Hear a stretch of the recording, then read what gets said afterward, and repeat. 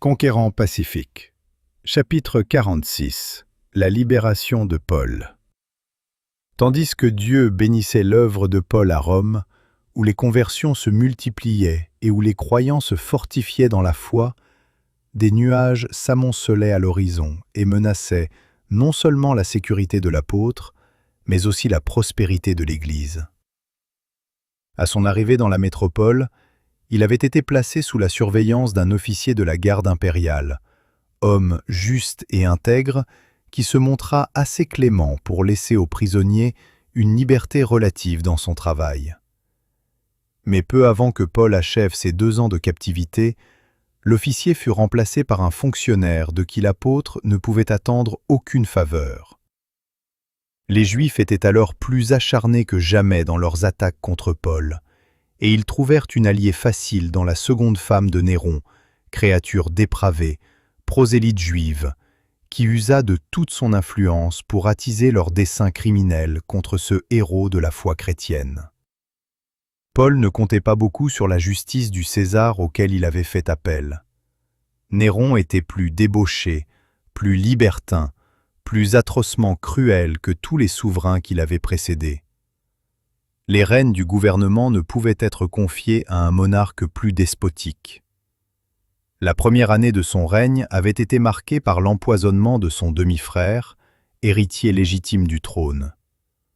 De vices en crimes, Néron avait roulé dans l'abîme, et il était allé jusqu'à tuer sa mère, puis sa femme. On le croyait capable de toutes les atrocités possibles, et de s'abaisser à commettre les actes les plus vils, si bien qu'il n'inspirait que mépris et aversion à toute personne animée de sentiments nobles. Les détails de l'iniquité qui régnait à la cour impériale sont trop avilissants, trop horribles pour pouvoir être décrits.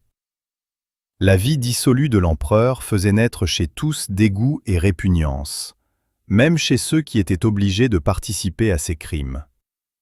Ils vivaient dans une crainte perpétuelle, en pensant aux atrocités qu'il pouvait leur suggérer. Et cependant, bien que Néron commît de tels crimes, l'obéissance de ses sujets n'en était nullement affectée.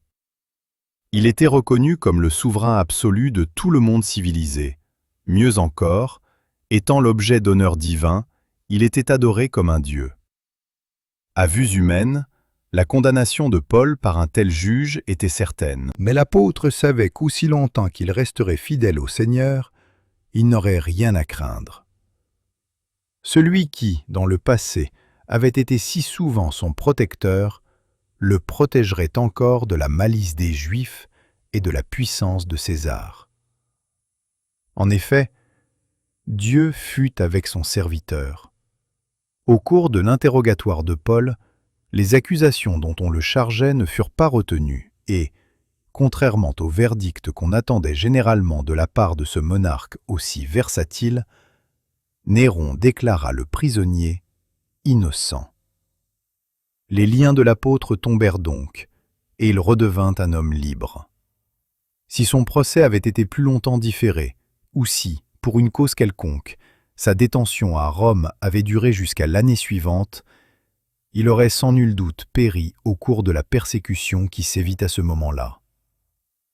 Pendant la captivité de Paul, les chrétiens étaient devenus si nombreux à Rome qu'ils attirèrent l'attention des autorités et provoquèrent leur animosité.